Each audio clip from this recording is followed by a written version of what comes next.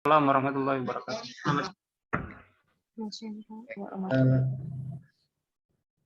Ini seperti yang saya rencanakan, yes, mungkin sekali-sekali saya ingin kita coba ngerjain soal-soal ya yang bab integral ini ya. Tapi ya saya juga tadi belum begitu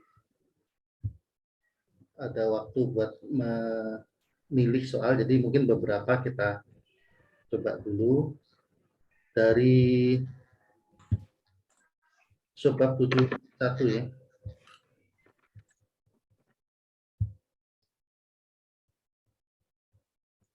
Oke, kan kita bahannya udah sampai 73 kalau nggak salah ya. Ini kita ambil aja beberapa dari 7.1 ya. Ya mungkin ambil yang bagian awal-awalnya saja ya. Oke. Untuk soal nomor 1 ini kan sangat mudah ya, jadi nggak usah kita bahas karena terlalu mudah. Nomor 2 ya, diberikan fungsi f(x) sama dengan x kuadrat dengan domain serang 0 sampai 4 ya. Hitunglah jumlah Riemann dengan PI itu adalah partisi yang diberikan di exercise 1, kemudian tag point seperti yang disebutkan di bawahnya. Jadi misalkan yang bagian A itu partisinya adalah partisi 1, 0, 1, 2, 4, kemudian tag point-nya adalah ujung kiri subinterval, fungsinya x kuadrat ya. Oke, jadi ini langsung aja.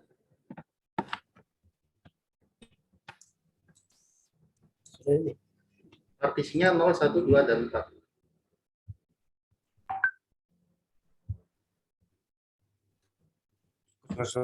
Ya. Selalu situ aja tuh. Gimana caranya soal pami? Kata. Saya belum keluar anak udah gue itu saya daftar nyari. Oh, saya berbuka saya di sini tapi saya naikin dulu. Intervalnya 0 sampai 4. Oke, mau 1, 2, 4-nya. Ya aku ini sih belum saya bilang sih. Tag point-nya adalah ujung kiri interval. Berarti Jelas ya. T1-nya di sini. Jelas sih. Masih Devi. maka Dia pas jumlahnya anak-anak. Notasinya itu Siapa? titik. Karena dia saya datang lagi.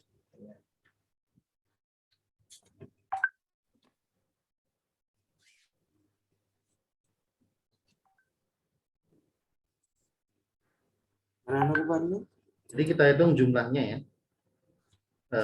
Karena ini ada 3, berarti FT1 delta X1, FT2 delta X2, delta X3 ya. Nah, FT1-nya kan berarti ini T1-nya ngambil titik ujung kiri, maka ini adalah 0 kuadrat. Delta X1-nya adalah lebar selang ini. Jadi X2 kurang X1 ya. Jadi ini X0, sorry, bukan X2, X1 kurang X0. Ini X2, ini X3. Jadi 1 kurangi 0, FT2-nya adalah 1, ya, makanya 1 kuadrat.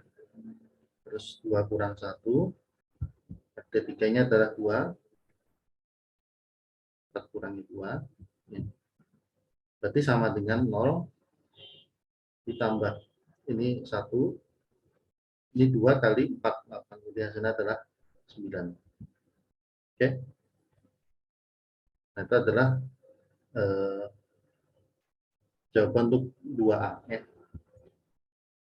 Oke, yang lainnya saya tinggalkan. Dan Ini cuma gambaran ya bahwa seperti itu cara mengerjakannya. Nah ini kan sebenarnya bisa juga diambil yang lainnya. Ya misalkan P3, P4 ya. Terus titik. Kalau di sini kan pilihan atau diberikan titik atau tag point-nya kan ujung kiri, ujung kanan ya. Bisa dicoba titik tengah misalkan. Tag point text-nya itu adalah titik tengah subinterval. Jadi kalau misalkan kayak kita pakai P1 ya, maka tag point di selang pertama itu tetap tengah-tengah antara 0,1 ya. Antara 0,1 tengah-tengahnya berapa ya? 0,5. Terus untuk subinterval kedua, tengah-tengah 1 dan 2. Tengah-tengah 1 dan 2 ya 1,5. Terus yang ketiga, tengah-tengah antara 2 dan 4 ya berarti 3 ya. Ya ini kalau mau dicoba banyak pilihan sebenarnya. Ya dengan partisi-partisi yang ada, ya kita bisa kombinasikan tag point-nya, bisa kita ubah-ubah. Terus yang nomor 3, ini saya nggak begitu paham ya. Ini nomor 3 ini kan bukannya definisi ya. Definisi Riemann integrable yang diberikan. Jadi kenapa kok dijadikan soal ya? Ini kita lewat aja ya. Kita coba lihat nomor 4.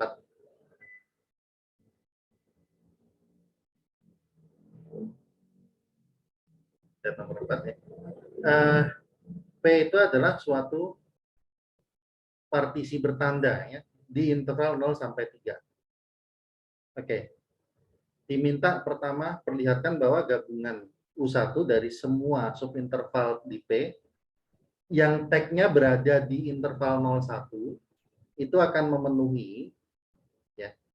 Jadi U1 itu memuat interval 0 sampai 1 dikurang norma P dan termuat di interval 0 sampai 1 ditambah norma P. Maksudnya begitu ya. Oke. Ilustrasinya begini. Apa yang dimaksud dengan soal ini?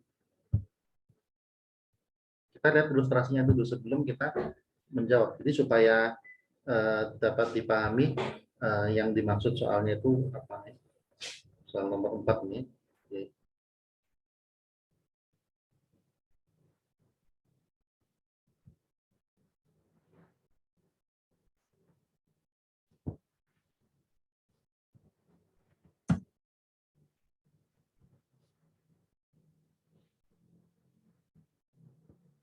Intervalnya 0 sampai 3, tetapi kita meninjau hanya partisi yang tag point-nya ada di 01 ya.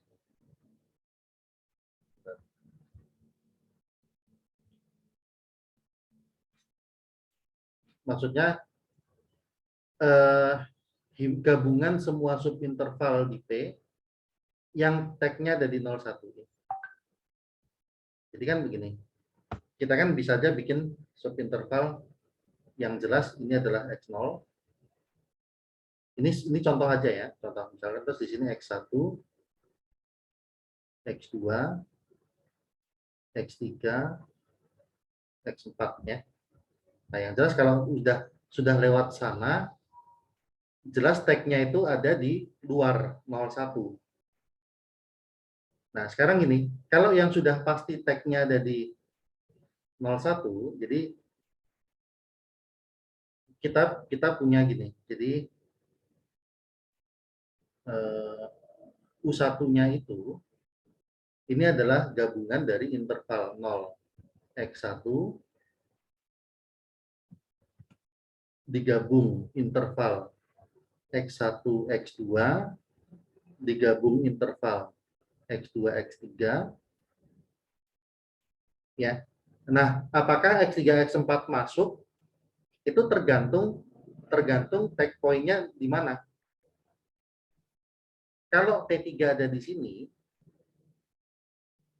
maka ini termasuk X3 X4. Gitu ya. Tapi seumpama Ya. Tapi seumpama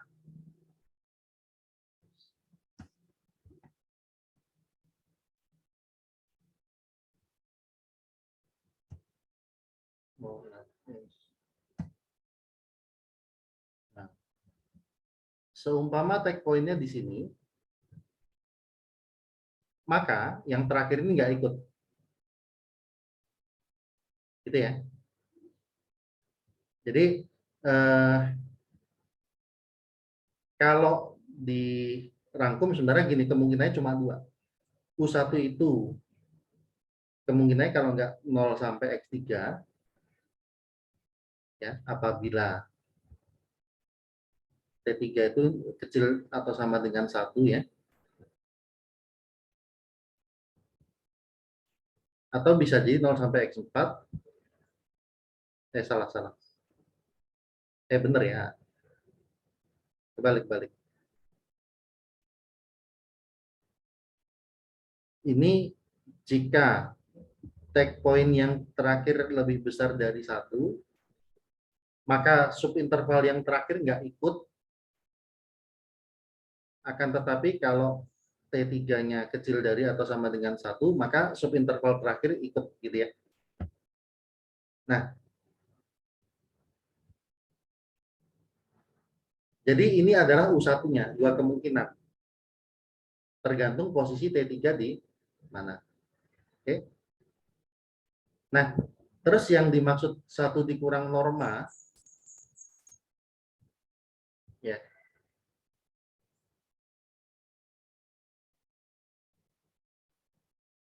Jadi, saya hapus T3-nya ya. Oke.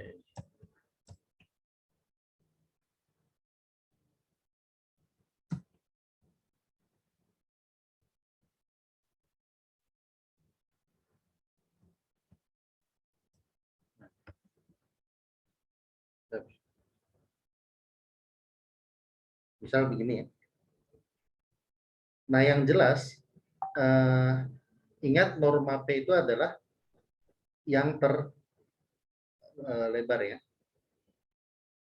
Jadi,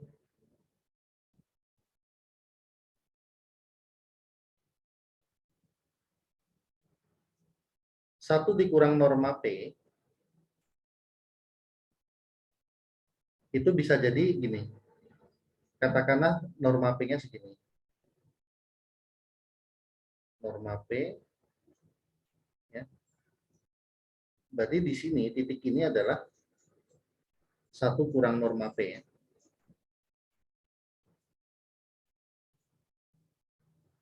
Kemudian 1 plus norma P-nya misalkan ini. Nah, ini lebar radiusnya ini adalah norma P ya.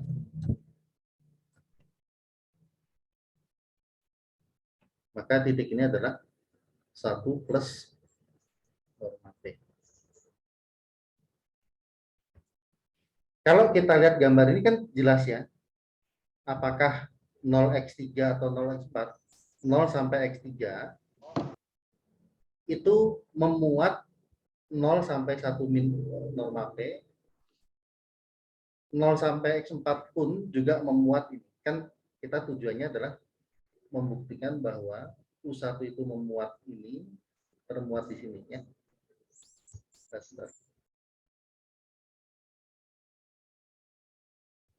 Oke, bisa sama dengannya. U1 itu memuat interval 0, 1 min norma P. Ya. Kalau kita lihat relasi yang sebelah kiri, kita lihat kemungkinan apakah U1-nya 0 sampai X3 ataupun 0 sampai X4. Benar kan? 0 sampai X3 itu kan memuat interval 0 sampai 1 minus ini aja. Ya kan? Mengcover ya, gambarannya kan gampangnya 0 sampai X3 itu mengcover 0 sampai ini. 0 sampai X4 pun juga mengcover. Nah, terus sebaliknya bahwa U1 itu tercover oleh subinterval 0,1 ditambah norma P. Nah, ini ilustrasi ya, bukan bukti ya. Karena gini, yang jadi problem adalah kita harus perlihatkan bahwa norma P itu atau 1 dikurang norma P itu harus lebih kecil dari X3. Karena kalau 1 dikurang norma P-nya ada di atas X3, ya jelas berarti enggak, berarti U1-nya tidak termuat. U1-nya tidak memuat ini, tapi kebalikannya malah termuat gitu. Atau kebalikannya kalau norma P-nya terlalu kecil, maka 1 ditambah P, 1 tambah norma P, justru termuat di 0 sampai X4 gitu. Nah, sekarang berarti yang harus kita perlihatkan bahwa atau kita tulis secara formal bahwa ya, subinterval yang terakhir ini batas-batasnya itu ya, batas kirinya itu adalah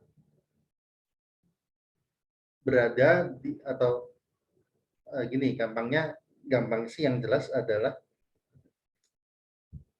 bahwa interval 1 minus norma P tambah sampai 1 plus norma P itu memuat subinterval terakhir yang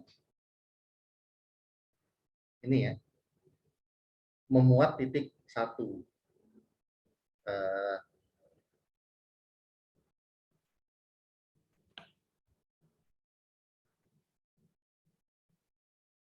Gimana tadi tuh bahasanya?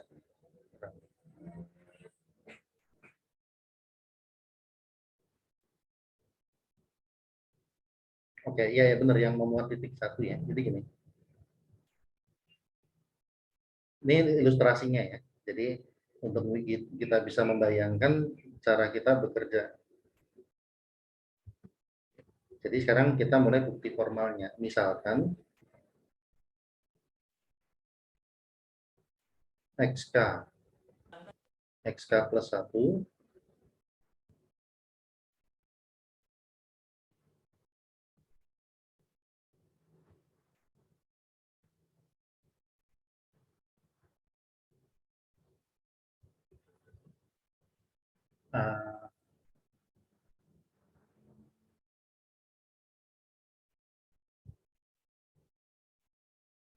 atau subtraksi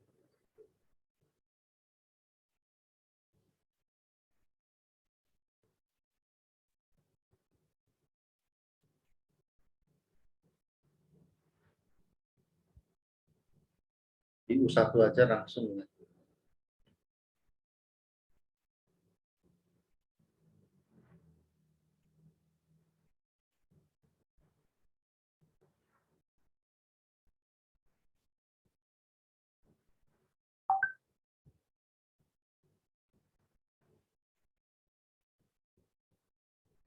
Oh, oke oke.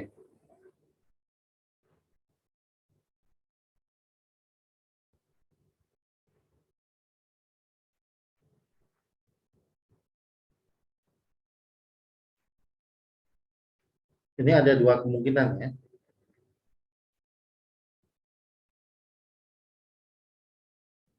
Kita periksa 2 kasus.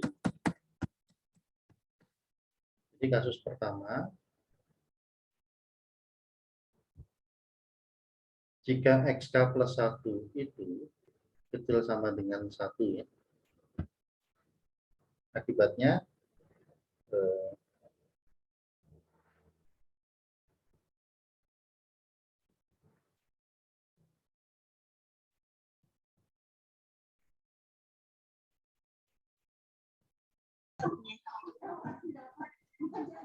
Ya, oh jangan dong. itu pasti elemen dari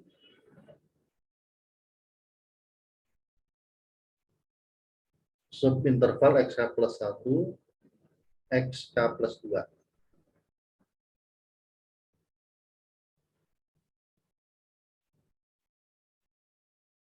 Oke, sebelumnya gini.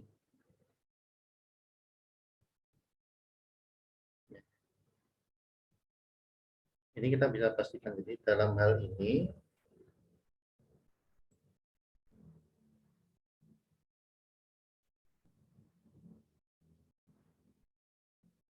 U1 itu akan sama dengan 0 XK plus 1 ya. Sekarang kita lihat kasus pertama. Kasus pertama, jika XK plus 1 itu kecil sama dengan 1 ya, maka jadi seperti ini. Kalau di sini misalkan interval terakhirnya X2, X3. Berarti kasusnya adalah ujung kanannya di bawah 1. Maka 1 itu pasti termuat di interval berikutnya, X3, X4. Gitu ya. Kasus pertama, jadi kalau di ilustrasi ini, kasus pertama itu adalah interval terakhirnya X2, X3. Berarti U1-nya itu 0 sampai X3. Nah, maka 1 itu pasti termuat di subinterval berikutnya. XK plus 1, XK plus 2. Oke? Nah, atau itu kan artinya sama aja, ini kurang sama dengan 1.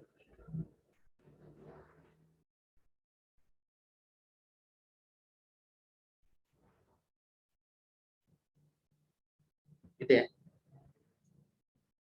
Bisa jadi 1 itu di pojok kanan, di pojok kanan ini 1, tapi yang jelas nggak mungkin 1 itu di pojok kanan ini, karena kalau 1 di pojok kanan ini, ya ini harusnya jadi interval terakhir di U1. Ya.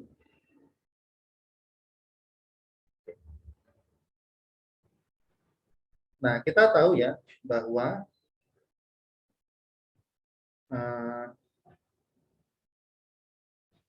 karena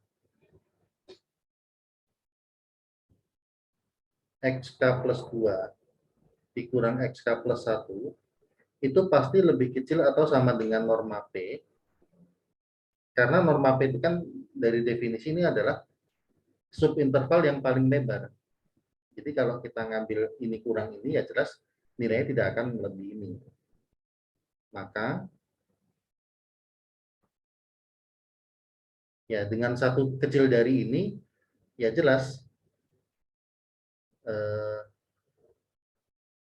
gimana ya?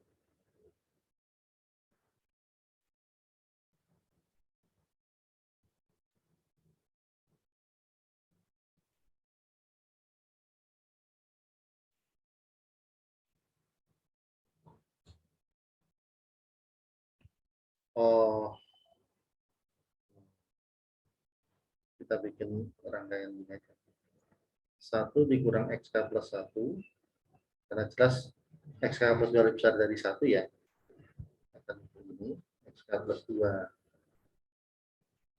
Dan ini kecil sama dengan norma P, maka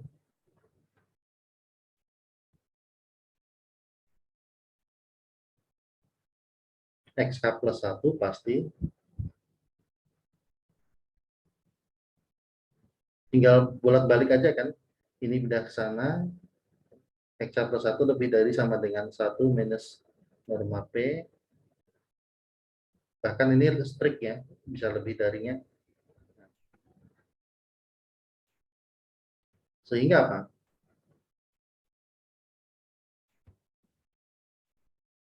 Ya, jelas. Berarti interval 0 sampai 1 minus norma P itu akan termuat di interval 0 sampai XK plus 1. Yang mana ini tidak lain adalah U1.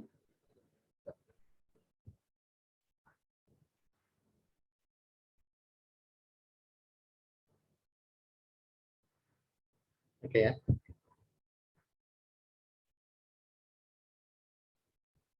Terus kalau yang batas kanannya sih jelas, karena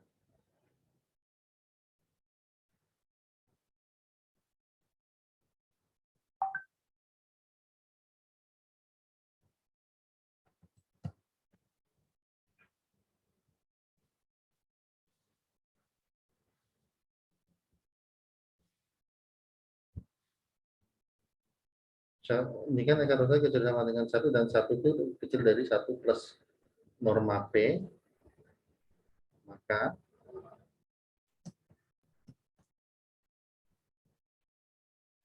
interval 0 sampai XK plus 1 itu pasti termuat di interval 0 sampai 1 plus P. 1 plus norma P. Yang ini tadi tidak lain adalah U1. Udah terbukti kan? U1 antara ini sampai ini. Nah, tinggal kasus 2-nya. Ini kan tadi kita memandang kasus yang ujung ujung kanan XK plus 1 itu ada di bawah 1. Jadi artinya tidak melampaui ini. Ya. Sekarang kita coba yang kasus 2. Kasus 2, jika XK plus 1 melebihi 1, maka akibatnya apa?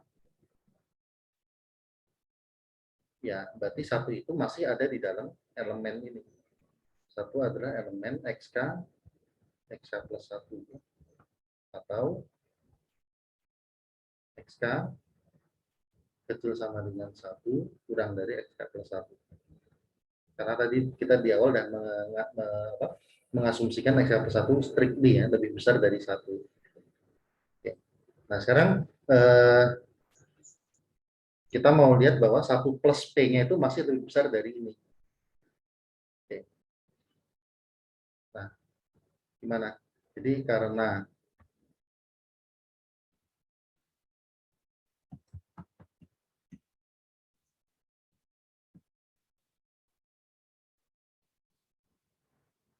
oke. Mas, ini di tempat saya mati lampu ya. Nanti kalau ini laptopnya biasanya udah nggak kuat. Nanti kalau misalkan memang putus ya sudah ya. Berarti selesai aja gitu ya. Tapi mudah-mudahan masih bisa bertahan agak lama. Oke. Jadi kita tujuannya mau memperlihatkan bahwa 1 plus P1 itu masih memuat ini ya. Caranya adalah baik, nyala lagi, aman. 1 ditambah norma P itu lebih besar dari XK plus 1. Mengapa? Jadi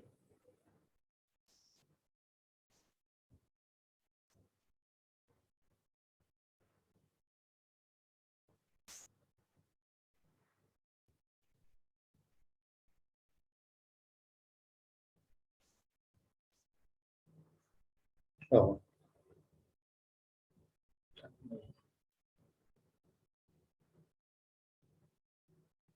1 dikurangi XK plus 1 itu lebih besar dari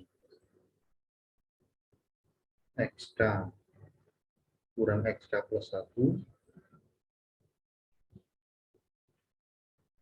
Dan jelas ini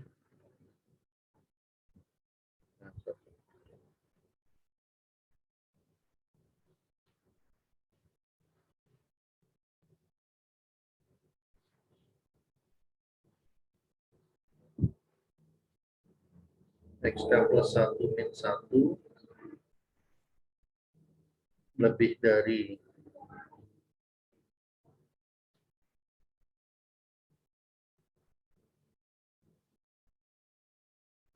ini ya. Dan ini jelas kecil dari P. Ntar nggak bisa.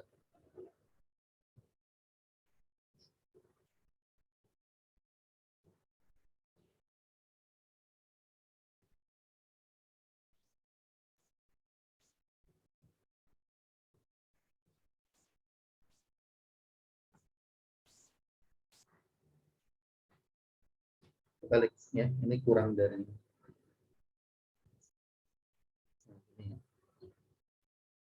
X plus 1 min 1 kan ya jelas lebih lebih kecil karena ini kan lebih jauh jaraknya. Nah, ini kecil sama dengan norma P, maka XK plus 1 kecil sama dengan 1 ditambah norma P, sehingga ya ini menunjukkan apa? Berarti interval 0 sampai XK plus 1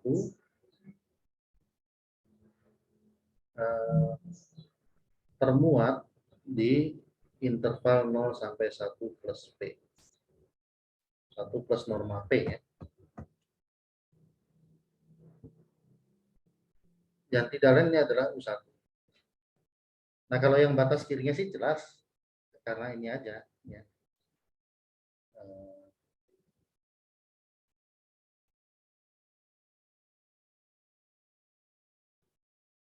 Selanjutnya,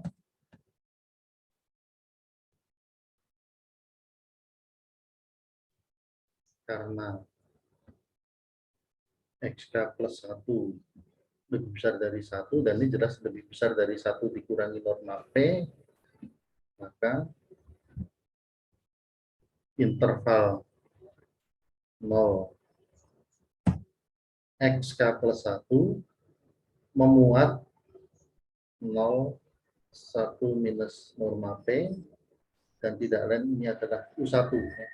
Oke, jadi sama kayak tadi, terbukti U1-nya termuat di ini dan memuat ini, sama seperti yang sebelumnya. Oke.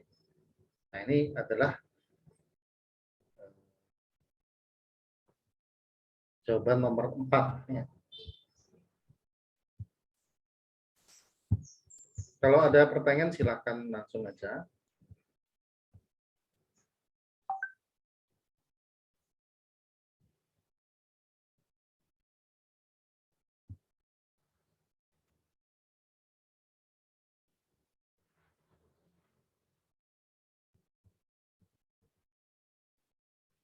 Oke, nomor 5 lewat aja, mirip nomor 4 tadi ya. Nomor 6 ini kan fungsinya fungsi tangga.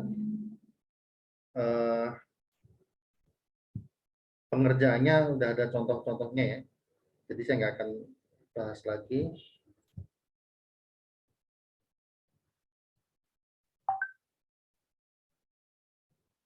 Nomor 7, gunakan induksi matematik dan teorema 715 untuk memperlihatkan bahwa jika F1 sampai Fn ada di RAB dan K1 sampai Kn ada di R, maka kombinasi linear itu ada di RAB dan integralnya adalah 715 itu kita lihat dulu ya, bunyinya gimana.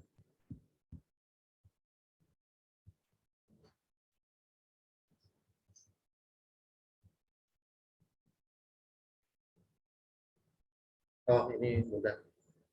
Sudah ada, ini kan jumlah. Kalau pakai induksi kan kita mulai dari F1 tambah F2 dulu. Karena mereka integrable, nanti jumlah antara F1 F2 tambahkan dengan F3 ya. Itu integrable. Terus hasilnya nanti tambahkan lagi dengan F4 ya, jadi bertahap gitu. Nomor 8.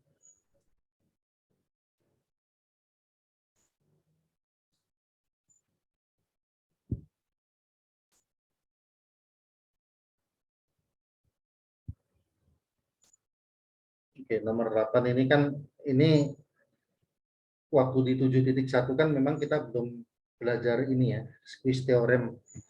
Jadi agak susah jawabnya.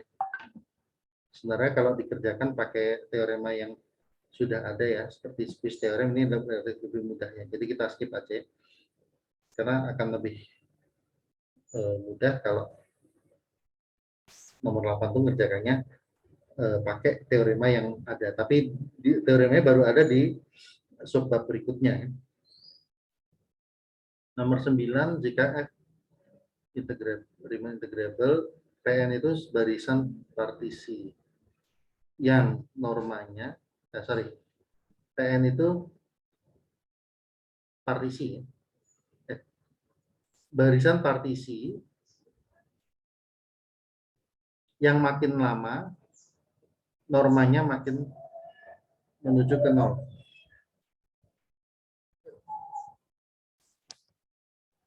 Tunjukkan bahwa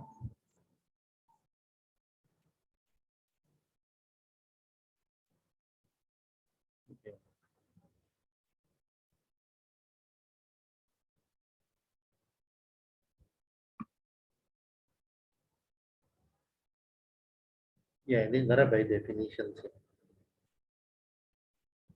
Eh,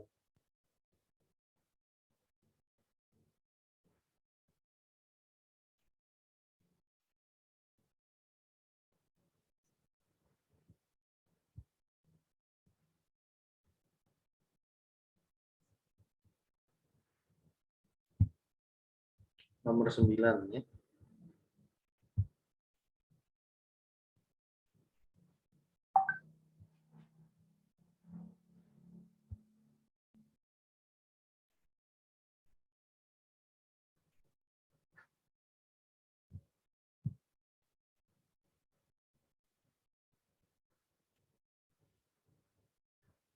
Itu kita misalkan saja integral AB dari F ini adalah L ya, supaya tulisnya mudah.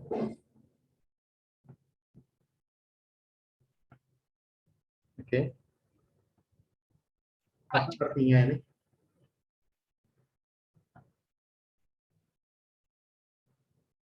Jadi kalau diberikan epsilon sembarang,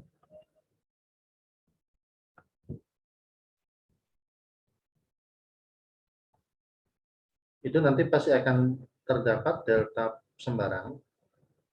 Deltanya bergantung epsilon ya, makanya kalau di buku ditulisnya delta, ini ada subskripnya epsilon gitu, tapi kita nggak usah tulis juga apa-apa gitu. Kita sama-sama paham bahwa delta ini tergantung dari epsilon. Diberikan ini terdapat delta positif sehingga jika jadi untuk setiap partisi P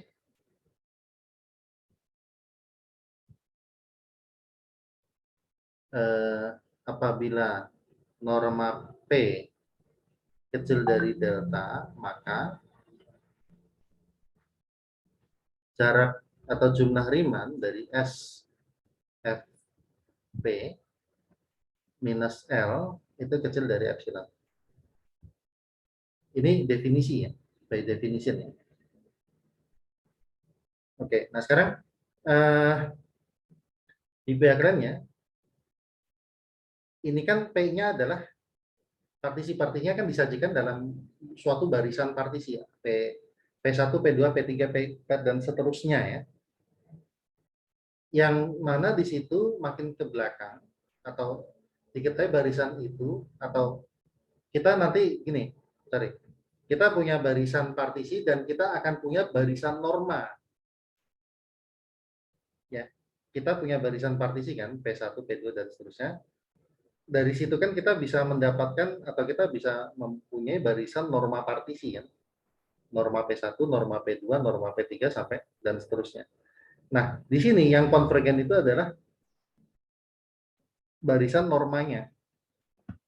Ingat ya, kan kita punya barisan kita kan mempelajari barisan itu barisan bilangan real ya.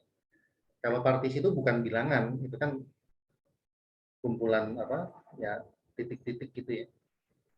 Yang berupa bilangan real itu normanya. Jadi yang kita tinjau di sini barisan norma partisi.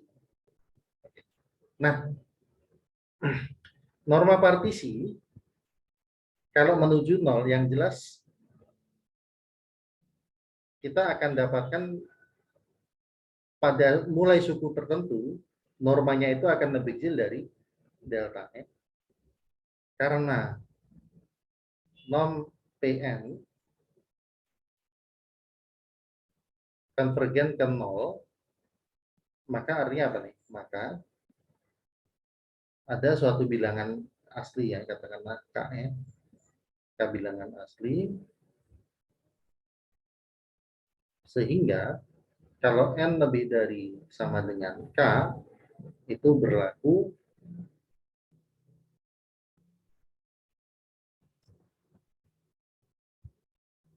norma Pn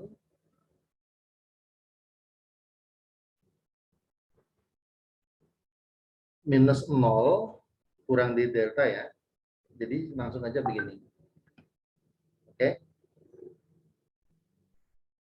Kalau definisinya yang lengkapnya absolut atau mutlak norma PN dikurang 0 kurang dari delta. Lebih kecil dari delta. Tapi kan dikurangi 0 ya tetap PN kan, dan karena kita tahu ini norm ini positif ya, tanda mutlaknya hilangkan saja nggak apa-apa. Nah ini berarti apa nih?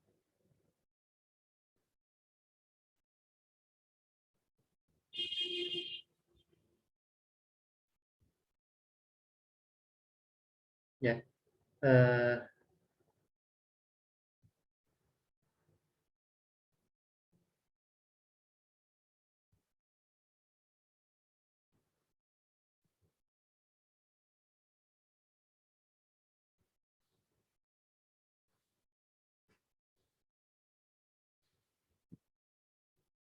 ya sebentar. Oh ya, kita panjang barisan ini.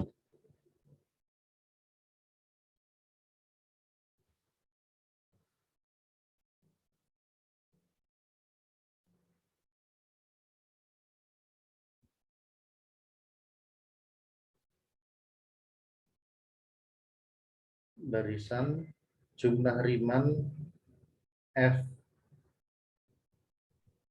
PN. Oke.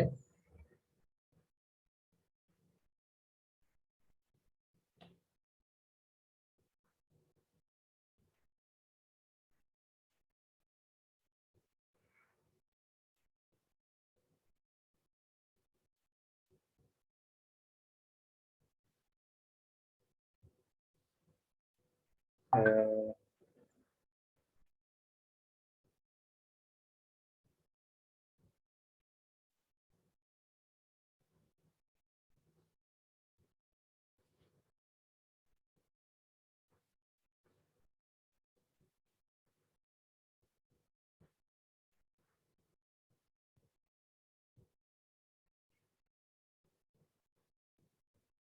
atau ya ini kita kasih lambang aja AM gitu ya, biar simpel ya, dan biar lebih kelihatan itu suatu barisan ya. Jadi A1 suku pertama itu adalah jumlah Riemann F terhadap partisi P1. A2 adalah jumlah Riemann dari F dengan partisi P2 dan seterusnya. Dari uraian di atas,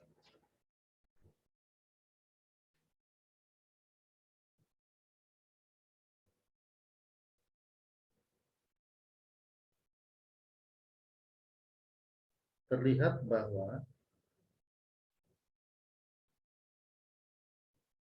apabila N lebih dari sama dengan K, maka mengakibatkan norma PN kecil dari delta, dan akibatnya apa? Kalau normanya sudah kecil dari delta, maka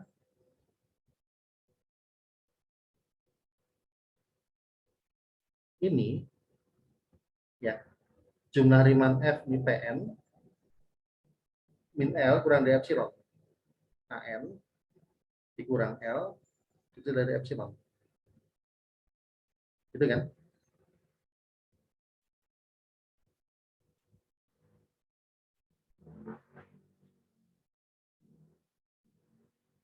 Oke, sebentar ya.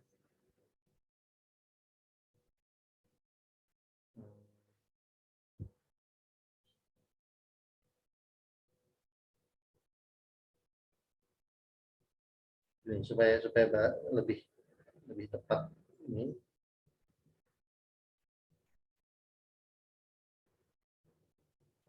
Jadi ceritanya kita kan mulai dengan mengambil epsilon sembarang, diberikan epsilon sembarang ya. Terus gini. Jadi menurut definisi atau gini, atau boleh kita tulisin karena integral AB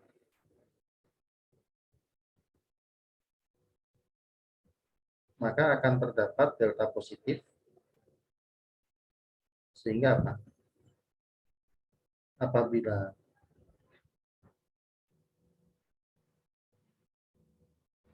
norm P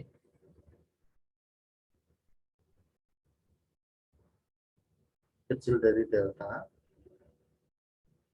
maka jumlah Riemann F terhadap partisi P L kecil dari epsilon.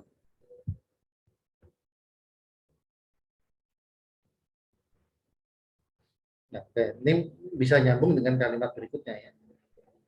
Jadi karena di sini kita punya delta, nah terus sekarang kita tinjau bahwa kekonvergenan barisan norma PN itu mengakibatkan apa? Adanya bilangan asli K yang mengakibatkan mulai suku tertentu norma PN kecil dari delta. Sekarang baru kita buat barisan jumlah Riemann-nya yang kita lambangkan dengan sukunya dengan AN ya. Kalau kita baca runut dari uraian di atas, ya, diberikan epsilon sembarang, ya, kita akan punya suatu bilangan bulat K, bilangan asli K, sehingga apa? Kalau N lebih dari sama dengan K, kita akan punya norma PN kecil dari delta, sehingga apa? Jumlah Riemann yang terkait dengan PN itu kalau dikurangi jaraknya ke L itu kecil dari epsilon. Ya. Jumlah Riemann yang terkait PN itu kan tidak lain, ini kita lambangkan AN ya. Oke. Nah, jadi barisan AN konvergen ke, jadi kita bisa lihat, jadi limit AN itu sama dengan L, dan ini sama dengan integral AB dari F. Ya. Tetapi AN itu kan tidak lain adalah jumlah ini ya, limit AN ya, tidak lain tadi AN itu kita kembalikan ke bentuk asalnya S F PN. Oke, nah ini sudah sesuai dengan yang ditarget di soal.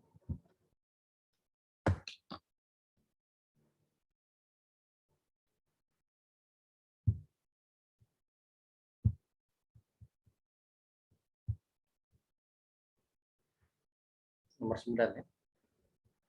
Ini yang ruas kanan limit AN-nya, ini adalah L-nya.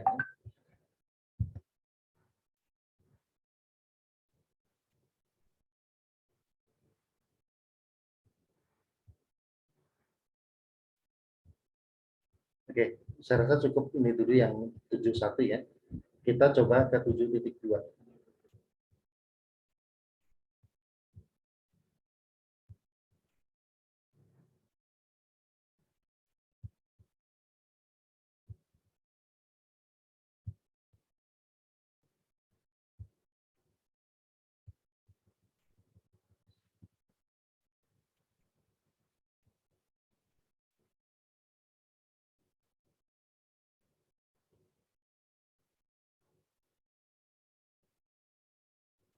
Nomor 1 ini definisi. Ya. Mengambil negasinya aja ya, negasi terus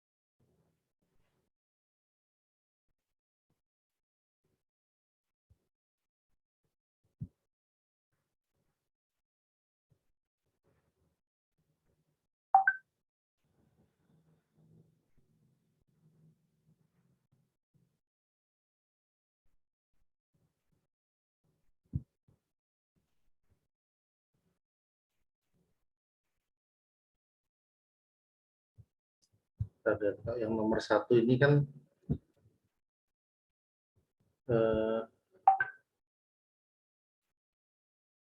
dia larinya ke ini Cauchy, kriteria Cauchy.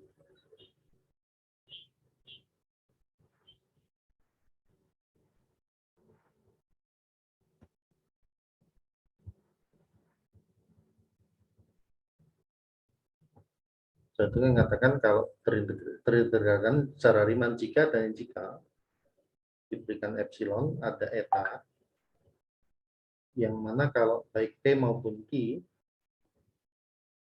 normnya kecil dari eta, maka jumlah Riemann dari F terkait P dan Q keduanya itu berjarak kecil dari epsilon. Negasinya, jadi kalau tidak terintegralkan secara Riemann, berarti ada suatu epsilon tertentu sehingga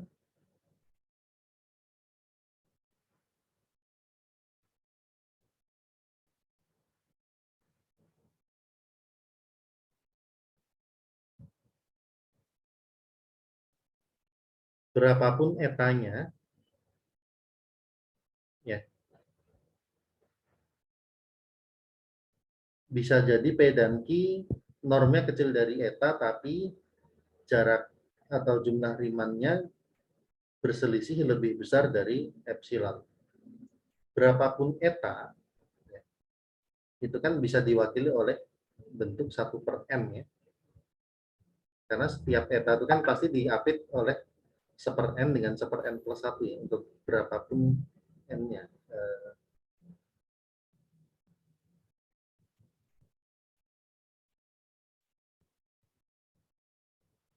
Ya kan, for every n in n.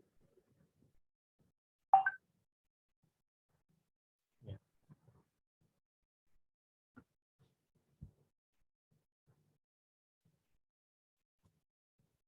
Nomor 1 itu langsung itu negasi dari kriteria Cauchy ya.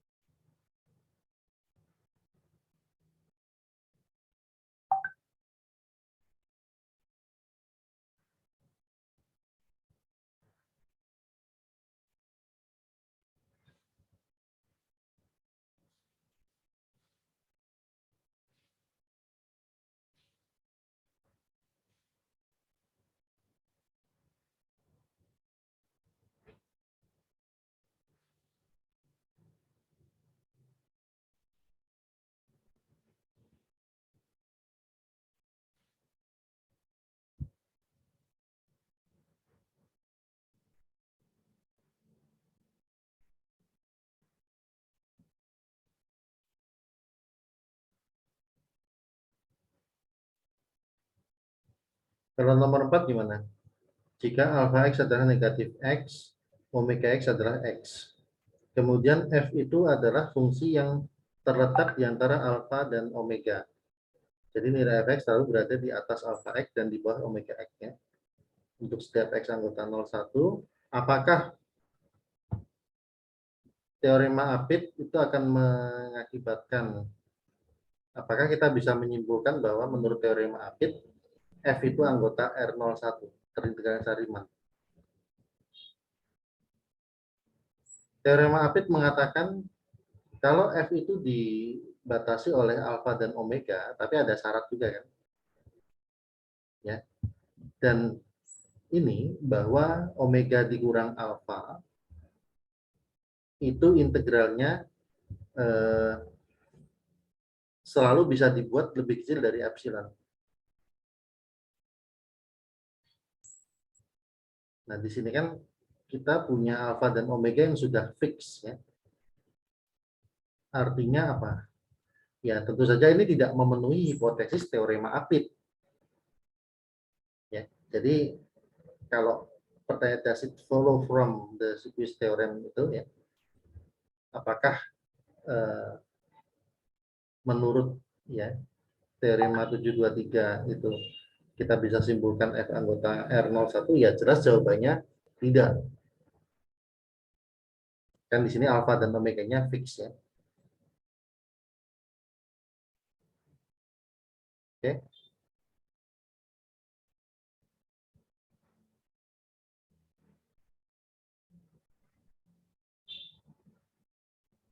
Oke, coba kita lihat.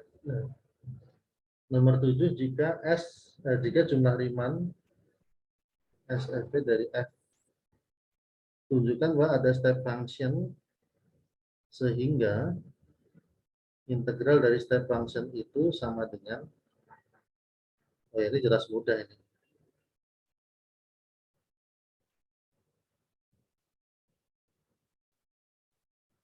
Step function-nya tinggal ngikutin partisinya dan nilai dari tag point-nya aja.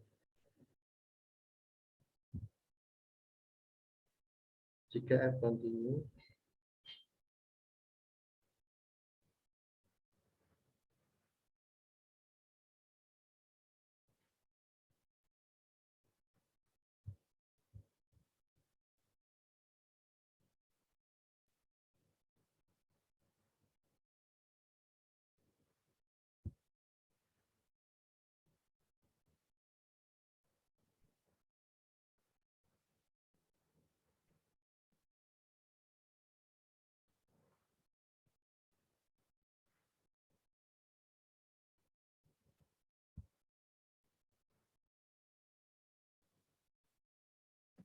ya oke. Sekarang yang nomor 7 saya perjelas saja ya.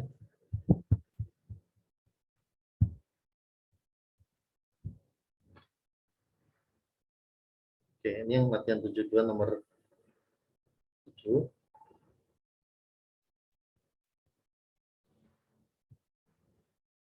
Ya, namanya jumlah Riemann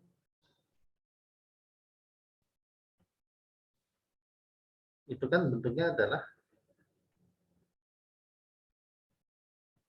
ft1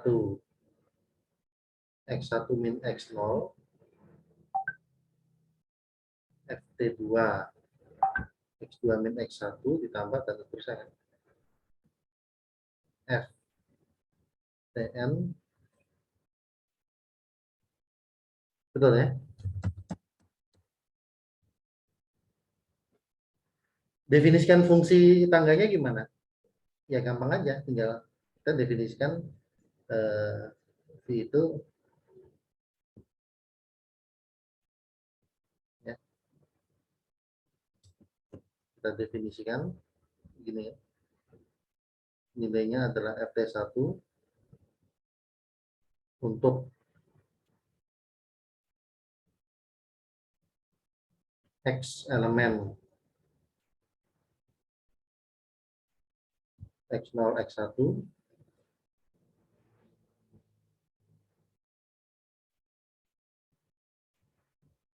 Bentar. Uh,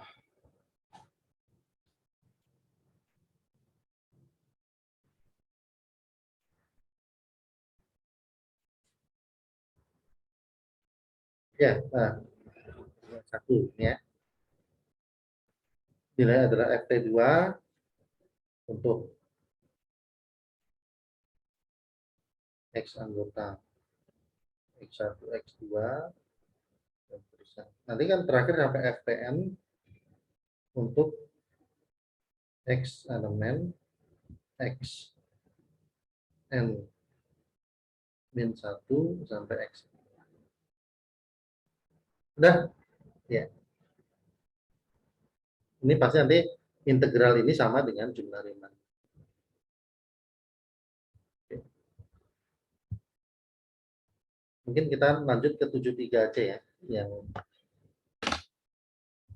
sebenarnya makin ke belakang tuh makin makin enak ngerjainnya, karena apa? Kita udah punya teorema banyak, punya TDK, jadi ngitung integral tuh nggak pakai macam-macam lagi, nggak pakai partisi dan segala macam, ya tinggal pakai anti turunan ya, pakai teorema dasar kalkulus.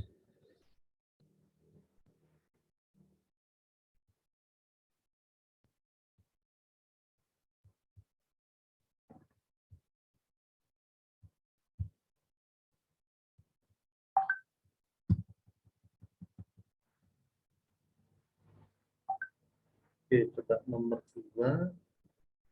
KN adalah tunjukkan bahwa fundamental teori.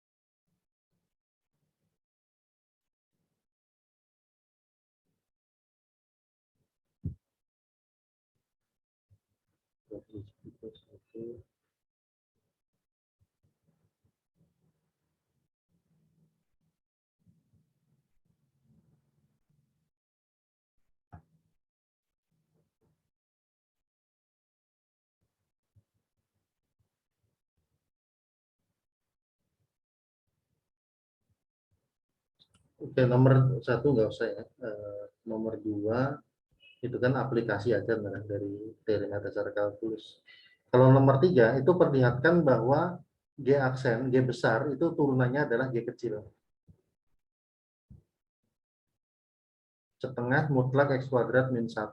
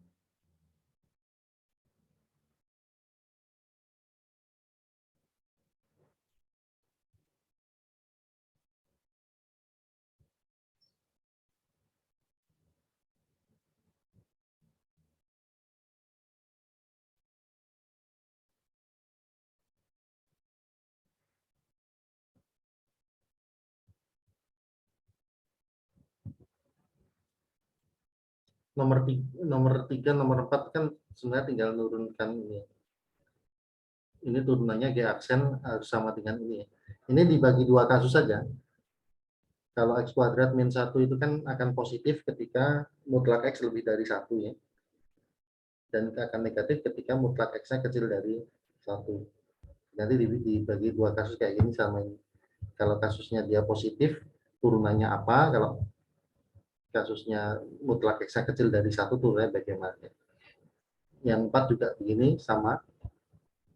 B-nya dibagi dua kasus, kecil negatif dan positif. Nah, bahwa nanti turunannya B aksen itu adalah mutlak X ya. Kemudian ini nggak usah yang 5. Ini kan masalah turunan aja.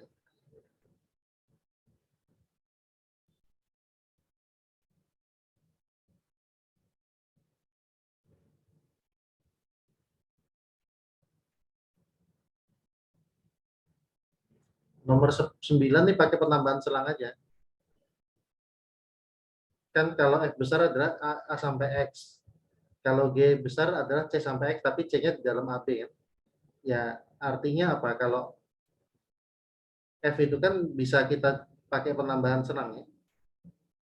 Integral AC ditambah integral C sampai X.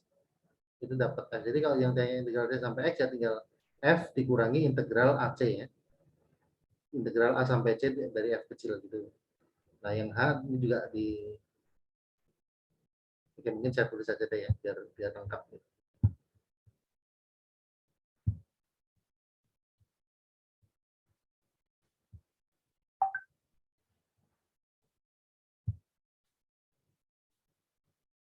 F besar integral A sampai X, G besar integral C sampai X ya.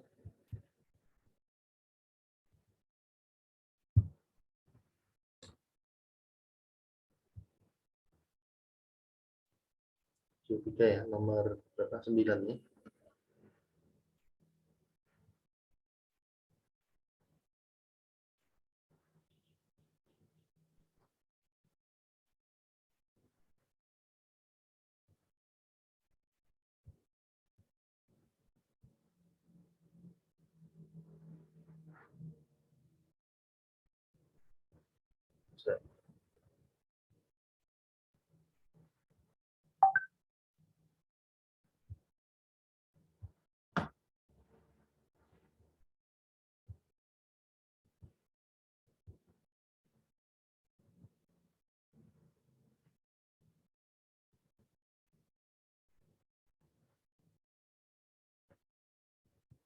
Ya, C itu anggota AB ya. Berarti kan ini tinggal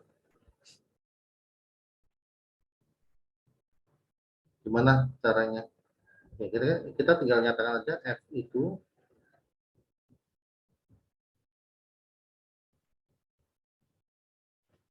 A sampai X-nya kita potong lewat AC dulu.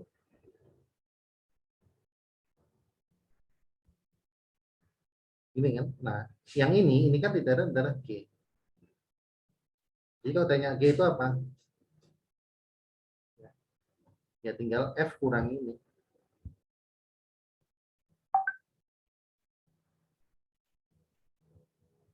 Terus yang berikutnya ada lagi diberikan H itu integral X sampai B.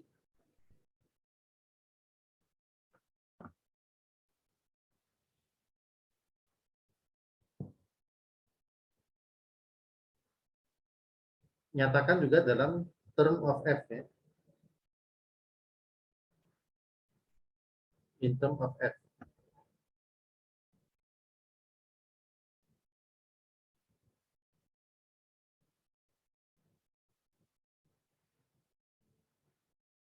F-nya pokoknya A sampai X itu aja ya. Nah, gimana kalau sini sampai B?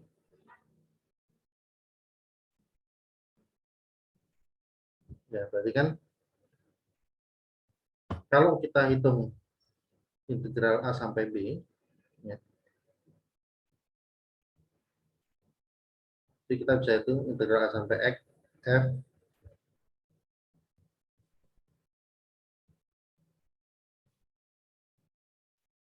Ya, di mana ini ada H,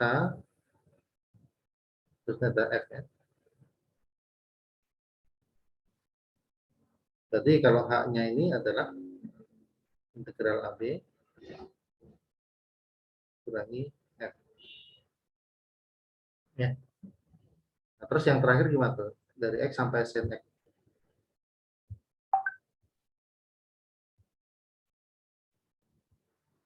S itu adalah integral X sampai sin X. Nyatakan sebagai suku dari X. Suku dari F. Nyatakan sebagai bentuk dari F. S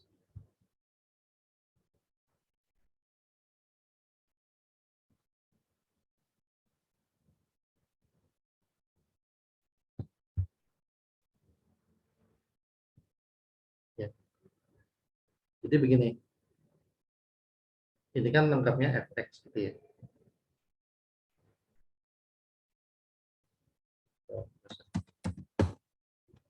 Ini bisa ditulis sebagai integral x sampai a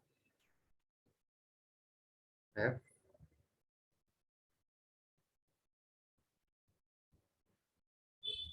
gitu kan. Kalau ini hubungannya sama ini apa? Ingat kalau atas bawah saling berkebalikan berarti ini lawannya. Minus f ditambah. Kalau ini a sampai x ini adalah fx.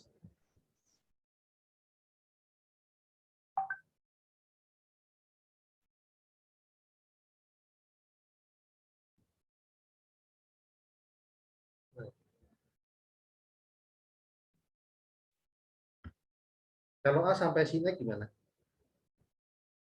Ya tinggal x ini kan berubah jadi sin x. F. Itu aja sebenarnya yang diminta.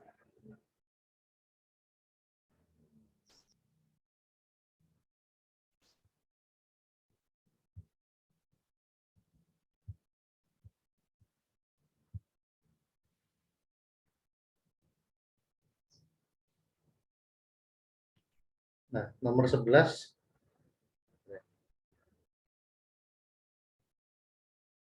itu manfaatkan nomor 10 ya. Kalau sama teorema dasar kalkulus yang kedua. Kalau batasnya A sampai X, ya, kan bisa aplikasikan teorema dasar kalkulus yang kedua ya, bentuk kedua ya. Tapi kalau atasnya tuh X-nya diganti dengan suatu fungsi, kayak nomor 11 itu diganti X kuadrat, ya tinggal ikuti cara di nomor 10 ini.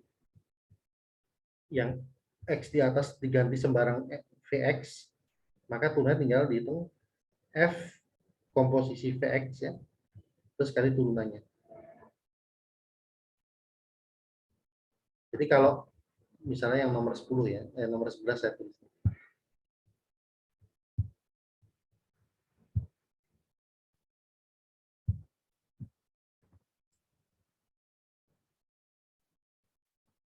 Integral 0 sampai X kuadrat dengan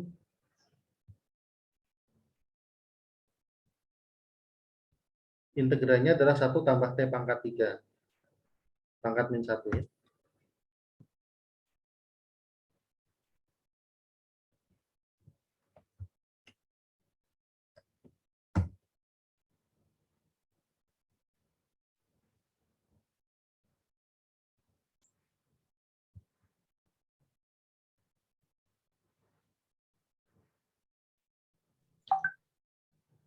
Ya.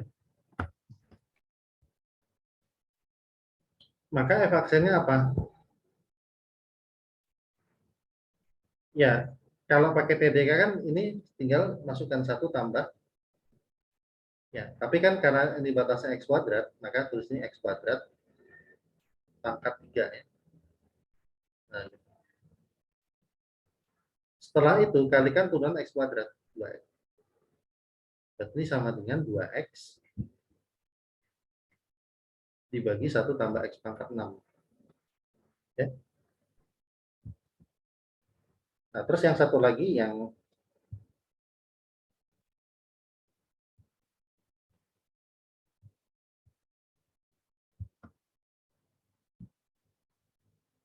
Yang bagian B, 11B ya. Integral X kuadrat sampai X akar 1 tambah T kuadrat dt.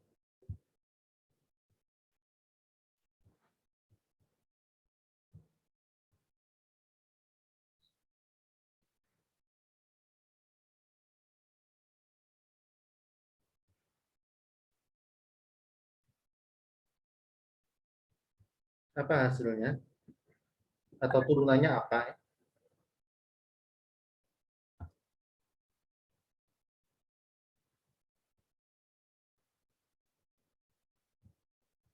Ya, tinggal ingat aja ini adalah sama dengan apa?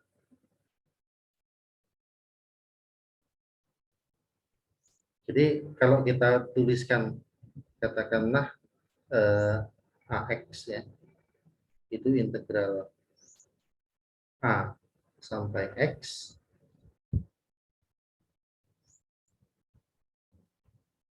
maka ini adalah AX dikurangi AX kuadrat.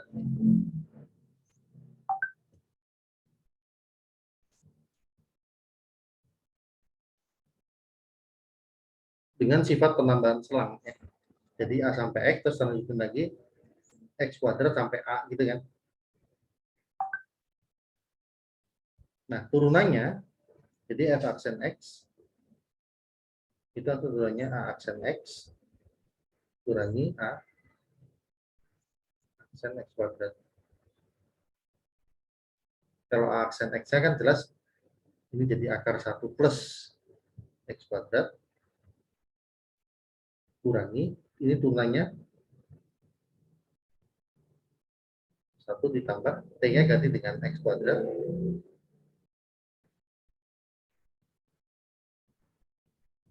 setelah itu kalikan turunan dari X kuadrat.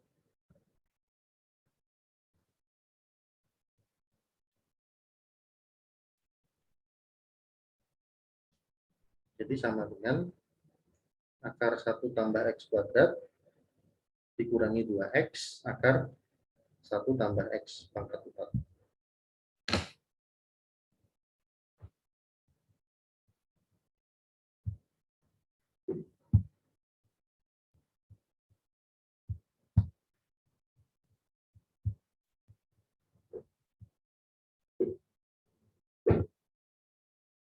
Ya, itu nomor 11. Ya.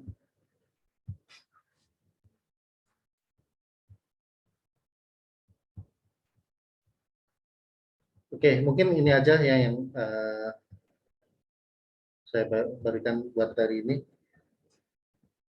Silakan kalau ada pertanyaan, mungkin Bapak Ibu ada yang pernah mengerjakan yang selain saya bahas ini, terus mau didiskusikan, silakan. Kalau ada waktu kita akan bahas.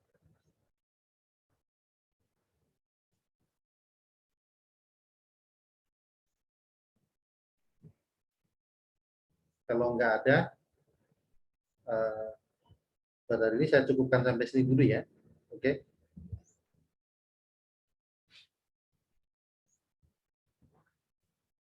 Ya. Oke, kalau nggak ada, jadi pada hari ini cukup sampai sini dulu. Nanti pertemuan selanjutnya kita akan lanjut. Saya belum pastikan ya, apakah kita akan masuk ke integral Darboux yang 7.4 atau kita langsung ke bab 10 tentang Riemann yang diperumum. Nanti saya akan lihat situasinya dulu. Ya.